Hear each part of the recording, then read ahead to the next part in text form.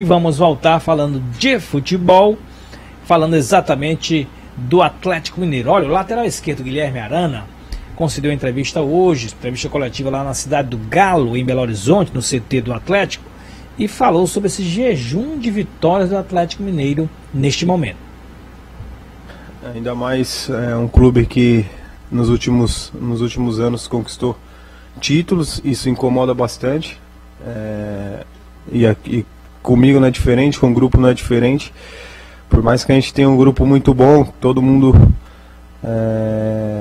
se dá super bem, mesmo assim eu acho que fica aquela mágoa. A gente quer vencer, a gente quer entrar para vencer os jogos. Eu, como líder, falo porque é nítido no olhar, né?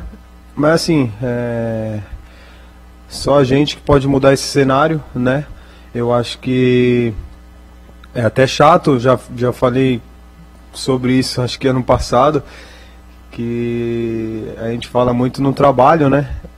Mas não tem para onde correr, a gente tem que trabalhar mesmo, falar um pouco menos e trabalhar para mudar essa situação. Acho que pelo time que a gente tem, a gente não pode aceitar tá brigando ali no meio da tabela. A gente sempre tem que almejar coisas grandes, né?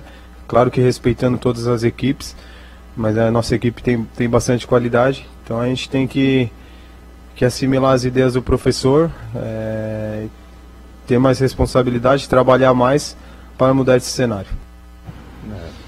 Muito bem, tá aí o Gabriel Arana, bom lateral, estava no futebol espanhol, recambiado aí, repatriado pelo Atlético Mineiro, e está incomodado, né, com essa sequência de 100 vitórias do Galo Mineiro. Galo, que é um dos protagonistas atualmente no futebol brasileiro, está entrando ali forçadamente, não diria nem que forçadamente, mas tentando buscar seu espaço entre Flamengo e Palmeiras, que são os times que mais venceram, são os dois protagonistas do futebol brasileiro nos últimos anos. Me dá o nome do treinador.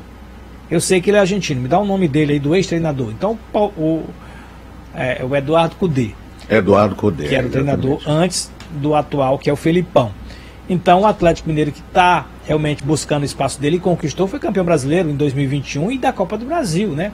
Porque antes disso só dava dando Palmeiras e Flamengo. Mas esse ano, o Atlético, que já não foi tão bem o ano passado, esse ano também não está, assim, à altura de Flamengo e Palmeiras, porque... Talvez, Roberto, porque tenha trocado muito de treinador, né, nos últimos meses.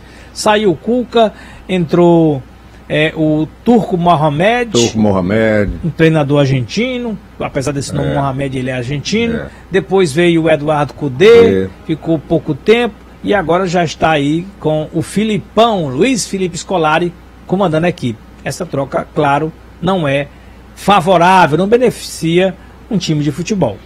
Cada treinador tem seu sistema de trabalho, sua metodologia. Quando é trocado constantemente, imagine como não fica a cabeça e o físico dos jogadores também. Porque cada treinador vem com a sua comissão técnica, vem com o seu preparador físico. Ou seja, não mexe somente com a tática, com o psicológico, mexe também com o físico dos jogadores. Nós tivemos como exemplo...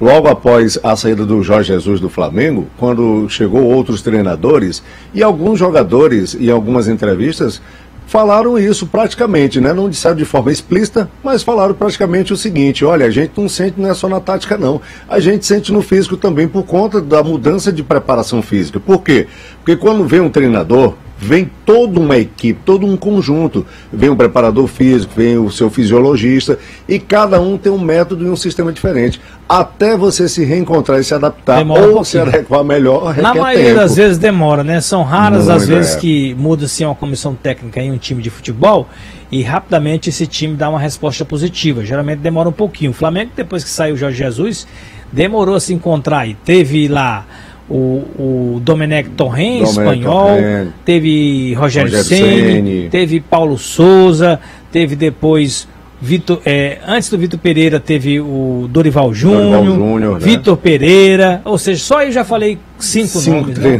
E agora tem o Sampaoli. Então, um time que quer passar muito tempo ali no topo, lá em cima, né, como protagonista, não pode estar trocando muitas vezes de treinador.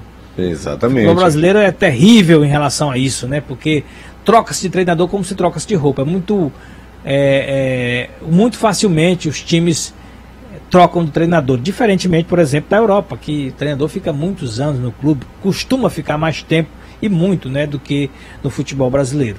E isso às vezes atrapalha demais o clube. E infelizmente, eu digo infelizmente porque parece que já é uma coisa cultural no futebol brasileiro. Trocar treinador. Não deu certo, 2, 3 jogos, ou seja, não dá tempo para trabalhar. E aí isso realmente atrapalha. E eu digo e repito novamente, como eu vi algumas entrevistas de alguns jogadores, não falaram de forma explícita, mas mudança de treinador não mexe não é só com a tática e o psicológico não, o físico do atleta também, que é o mais importante, né? Se ele não está bem, não consegue render, né? Exatamente.